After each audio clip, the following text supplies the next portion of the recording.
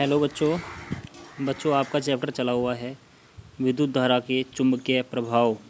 और इसमें कल आपको विद्युत क्षेत्र और विद्युत क्षेत्र रेखा इनके मैग्नेटिक फील्ड लाइंस और मैग्नेटिक फील्ड और intensity of a magnetic field के बारे में बताया गया था और 2-3 एक्टिविटी कराई गई थी।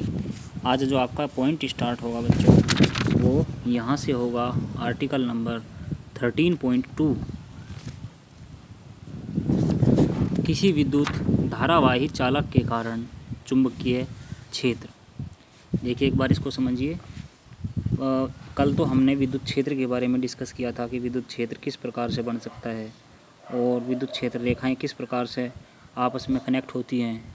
आज हम पढ़ेंगे किसी भी विद्युत धारावाही चालक एक जो करंट कैरिंग कंडक्टर है उसके कारण जो प्रोड्यूस हो रहा है, जो उत्पन्न हो रहा है एक मैग्नेटिक फील्ड, एक चुंबकीय क्षेत्र। तो बच्चों इसमें देखिए ओस्टेड तो जो थे जिन्होंने चुंबकीय क्षेत्र की खोज की थी, उन्होंने अपने निष्कर्ष से प्राप्त किया कि जब किसी चालक में विद्युत धारा का प्रवाह होता है, जब भी किसी चालक में विद्युत धारा का प्रवाह होता है तो चालक के चारों ओर एक चुंबकीय क्षेत्र स्थापित हो जाता है और जो उसकी तीव्रता होती है वो उस चुंबक की तीव्रता के इक्विवेलेंट होती है।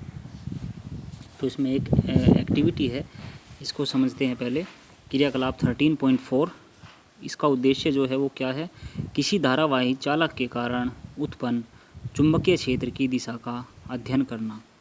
तो वर्किंग प्रोसीजर देख लेते हैं। नंबर 1, एक लंबा सीधा तांबे का तार 1.5 वोल्ट के 2 या 3 सेल तथा एक प्लग कुंजी लीजिए।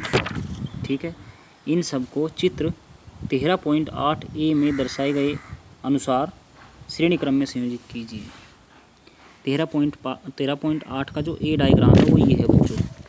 इसमें क्या लिया है हमने, एक तो तांबे का सीधा लंबा तार लिया है, 2 या 3 सेल लिए हैं और एक प्लग कुंजी ली है और सबको किस में संयोजित कर दिया, सीरीज में संयोजित कर दिया। उसके बाद नेक्स्ट पॉइंट है, सीधे तार को दिक्सूची के ऊपर, जो हमने ये लगा रखा है यहाँ पे कंपास दिक्सूचक, इसके ऊपर उसकी सुई के समांतर रखिए। अब जो प्लग है उसमें कुंजी लगाकर परिपथ को पूरा कीजिए और सुई के उत्तर ध्रुव के विक्षेप की दिशा नोट कीजिए। जो उत्तर ध्रुव में जो उत्तरी ध्रुव है उसमें जो दिशा है वो नोट करिए।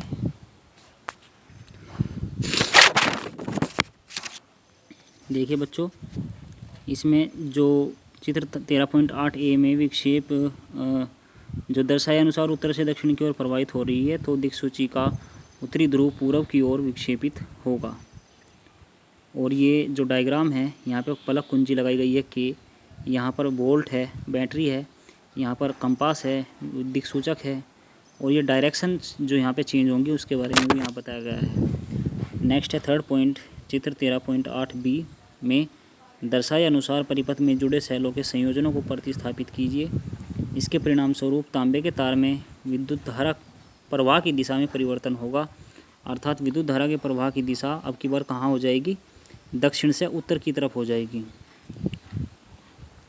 और दिक्सूची के विक्षेप की दिशा में परिवर्तन का प्रेक्षण कीजिए। आप यह देखेंगे कि अब सुई विपरीत दिशा में अर्थात पश्चिम की ओर, पहले कहाँ हो रही थी, पूर्व में, अब की बार कहाँ होगी, पश्चिम में होगी, पश्चिम की ओर विक्षेपित होती है। इसका अर्थ यह हुआ कि विद्युत धारा द्वारा उत्पन्न चुंबकीय क्षेत्र की दिशा भी उत्क्रमित हो गई है, अर्थात इन्वर्स हो गया है, उल्टा हो गया है उसका। तो प्रेक्षण ऑब्जर्वेशंस क्या निकलते हैं यहाँ से, देखो, जब तार में विद्युत धारा उत्तर से दक्षिण की ओर प्रवाहित हो रही थी तब दिक्सूची का उत्तरी ध्रुव पूर्व की ओर विक्षेपित होता है। इसके विपरीत यदि तार में धारा दक्षिण से उत्तर की ओर प्रवाहित होती है तो दिक्सूची का उत्तरी ध्रुव पश्चिम की ओर विक्षेपित होता है। अर्थात हम देख सकते हैं कि विद्युत धारा जब प्रवाहित हो रही है तो उसके कारण जो चुंबकीय क्षेत्र बन रहा है उसमें जस्ट 180 डिग्री का फ्लक्चुएशंस आ रहा है, अर्थात वो बिल्कुल इन्वर्सेबल है, एक दूसरे से अपोजिट है, डायरेक्शन भी चेंज हो रही है। तो निष्कर्ष या परिणाम यहाँ से क्या निकलते हैं, देखिए इस क्रियाकलाप से यह निष्कर्ष निकलता है कि किसी तार में विद्युत धारा प्रवाहित करने पर उसके चारों ओर उत्पन्न चुंबकीय क्षेत्र की दिशा तार में प्रवाहित धारा की दिशा पर निर्भर करती है। जो तार में धारा प्रवाहित हो रही है उसकी जो दिशा है वो डिपेंड करती है उस चुंबकीय क्षेत्र की दिशा में। ठीक है, नेक्स्ट पॉइंट है बच्चों, सीधे चालक से विद्युत धारा प्रवाहित होने के कारण चुंबकीय क्षेत्र। अब की बार हमारे पास क्या है, एक सीधा चालक है। पिछली बार क्या था, धारावाही चालक था। तो अभी तक हमने एक चीज़ तो पढ़ी है बच्चों, बार बार एक चीज़ घूम घूम कर आ रही है कि अगर हमारे पास कोई भी चालक है उसमें धारा प्रवाहित करने पर उसके चारों ओर एक चुंबकीय क्षेत्र स्थापित हो जाता है।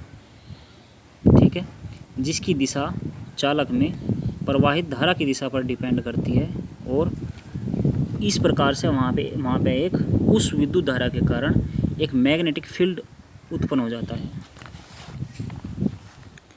एक क्रियाकलाप और है बच्चों, इसको भी देखिए। क्रियाकलाप 13.5 उद्देश्य सीधे चालक से विद्युत धारा प्रवाहित होने के कारण उत्पन्न चुंबकीय क्षेत्र का अध्ययन करना। तो प्रोसीजर क्या है, नंबर 1 12 वोल्ट की बैटरी, एक परिवर्ती प्रतिरोध धारा नियंत्रक RH 0 से 5 एम्पियर परिसर का मीटर, एक प्लग कुंजी, एक लंबा मोटा सीधा तांबे का तार लीजिए। नेक्स्ट, एक आयताकार कार्डबोर्ड का टुकड़ा लेकर उसके बीचों बीच कार्डबोर्ड के तल के अभिलंबवत इस मोटे तार को प्रविष्ट कराइए। यह सावधानी रखिए कि कार्डबोर्ड तार में स्थिर रहे, ऊपर नीचे हिले डुले नहीं। नेक्स्ट पॉइंट, चित्र 13.9a में दर्शाए अनुसार तांबे के तार को ऊर्ध्वाधर बिंदुओं X तथा Y के बीच श्रेणी क्रम में बैटरी, अमीटर, धारा नियंत्रक तथा प्लग कुंजी से संयोजित कीजिए। नेक्स्ट पॉइंट है, तार के चारों ओर कार्डबोर्ड पर कुछ लोहे का चूर्ण एक समान रूप से छितराइए, अर्थात जैसे कल भी एक एक्टिविटी इस प्रकार से करी थी, और इसके लिए आप नमक छितरावक का उपयोग भी कर सकते हैं। नेक्स्ट पॉइंट क्या है बच्चों, धारा नियंत्रक के परिवर्तक को किसी एक नियत स्थिति पर रखिए तथा अमीटर में विद्युत धारा का पाठ्यांक नोट करिए। फिर कुंजी लगाकर परिपथ बंद कीजिए ताकि तांबे के तार में विद्युत धारा प्रवाहित हो, और यह सुनिश्चित कीजिए कि बिंदु X तथा Y के बीच में लगा तांबे का तार ऊर्ध्वाधर से सीधा रहे।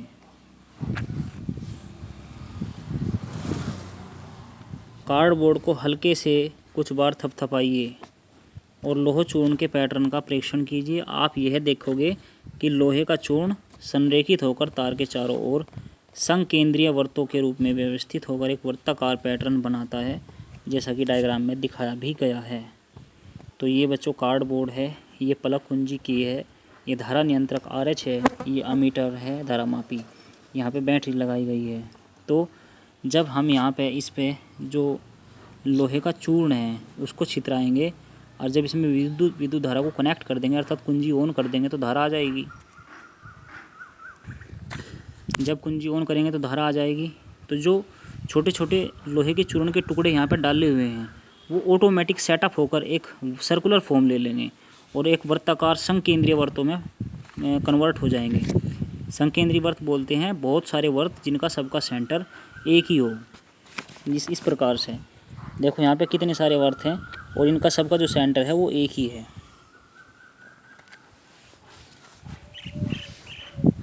तो बच्चों जो ये संकेंद्रीय वर्त है, जो यहाँ पे ये संकेंद्रीय वर्त उत्पन्न हुए हैं, ये क्या शो कर रहे हैं, ये वर्त चुंबकीय क्षेत्र रेखाओं को निरूपित कर रहे हैं। और इस प्रकार से जो उत्पन्न चुंबकीय क्षेत्र की दिशा है वो ज्ञात करने के लिए वर्त के किसी भी बिंदु जैसे P, जैसे हमने यहाँ पर कोई पॉइंट ले लिया वर्त के बिंदु पे P पॉइंट, P पर दिक् सूची रखिए। अब यहाँ पे अपना कंपास रखिए और सुई की दिशा का परीक्षण कीजिए। तो दिक् सूची का उत्तरी ध्रुव बिंदु विद्युत धारा द्वारा उत्पन्न चुंबकीय क्षेत्र रेखा की दिशा बताता है। ठीक है, और इस दिशा को तीर द्वारा दर्शाइए। जो ये डायरेक्शन है, जो दिशा बता रहा है, उसे तीर के द्वारा दर्शाना है। यदि सीधे तार में प्रवाहित विद्युत धारा की दिशा को उत्क्रमित कर दिया जाए तो क्या चुंबकीय क्षेत्र रेखाओं की दिशा भी उत्क्रमित हो जाएगी? इसका हमें परीक्षण करना है, इसको हमें चेक करना है इसमें। तो यहाँ पे परीक्षण है बच्चों इस एक्टिविटी का, ये आपको यहाँ से बाद में पढ़ाया जाएगा।